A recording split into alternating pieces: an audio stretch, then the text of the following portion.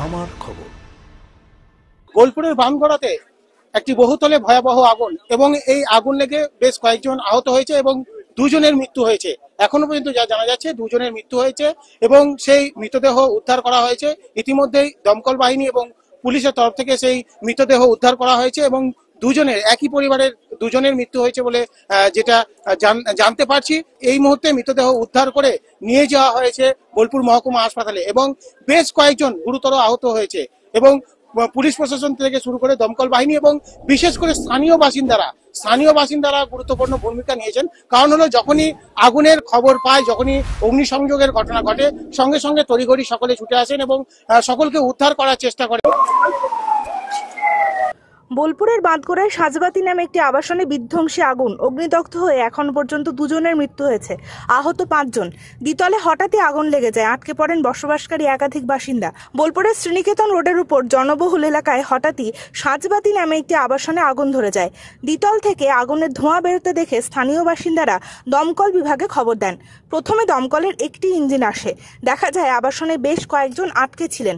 পরে দমকলের আরও 2টি ইঞ্জিন আসে, তবে দমকলের কাছে বড় কোনো ল্যাডার ছিল না। বাঁশের তৈরি সিঁড়ি অর্থাৎ মই দিয়েই কোনো রকমে বাসিন্দাদের উদ্ধার করেন দমকলের কর্মীরা। ঘটনায় স্বপন নন্দী 68 এবং অঞ্জু নন্দী 62 দুজন অগ্নিদগ্ধ হয়ে মৃত্যু হয়েছে, আহত 2 শিশু সহ 5 জন। জানা গিয়েছে এসি ব্লাস্ট করেই আগুন হয়েছে। আবাসনের নিচে থাকা একটি স্কুটিতেও আগুন ধরে যায়, ফলে দ্রুত আগুন ছড়িয়ে পড়ে। পরিস্থিতি সামাল দিতে অতিরিক্ত বীরভূম জেলা পুলিশ সুপার রানা মুখোপাধ্যায় এবং বোলপুরের এসডিপিওর নেতৃত্বে বিশাল পুলিশ বাহিনী কমব্যাট ফোর্স মোতায়েন করা হয়েছে। ঘটনায় কার্যত অবরুদ্ধ শ্রীনিকেতন রোড। অতিরিক্ত জেলা পুলিশ সুপার রানা মুখোপাধ্যায় জানিয়েছেন, খবর পেয়ে পুলিশ এবং দমকল মোট 60 জনকে এখনো পর্যন্ত উদ্ধার করেছে। তাদের মধ্যে 5 জনের অবস্থা আশঙ্কাজনক। শর্ট সার্কিট থেকেই আগুন লেগেছে বলে প্রাথমিক তদন্তে তাদের অনুমান। ফ্ল্যাটটি সিল করা হয়েছে।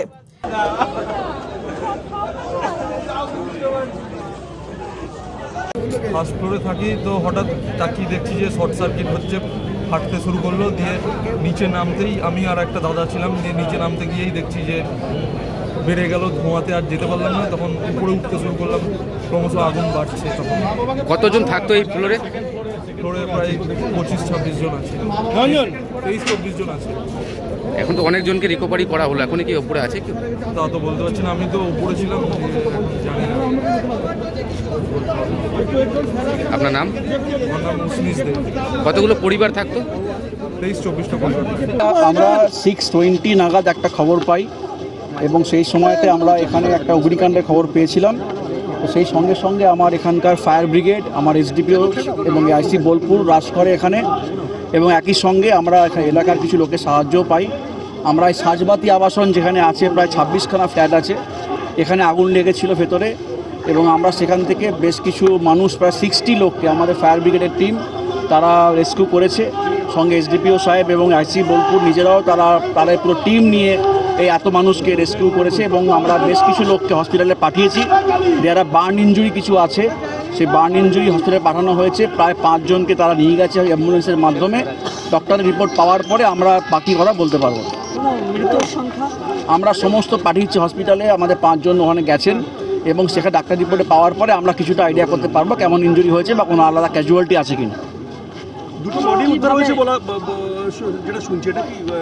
আমরা 5 জন মানুষকে রেস্কিউ করেছি যারা বার্ন ইঞ্জুরি ছিল। হসপিটালের রিপোর্ট পাওয়ার পরে ডাক্তার রিপোর্ট দেবেন, তারপরে আমি ডিক্লেয়ার করতে পারবো যে আসলে ক্যাজুয়ালিটি কতটা আছে না আছে।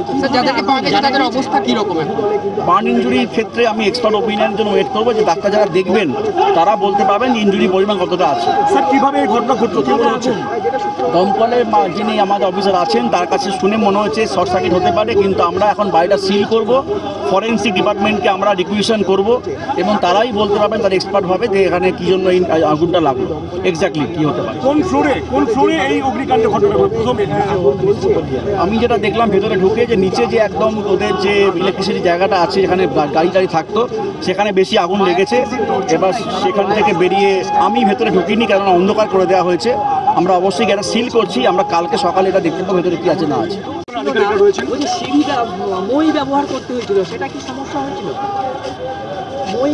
যেহেতু আগুনটা স্টেয়ারকেসে ছড়িয়ে পড়েছিল, তাই আমরা মই ব্যবহার করতে বাধ্য হয়েছি।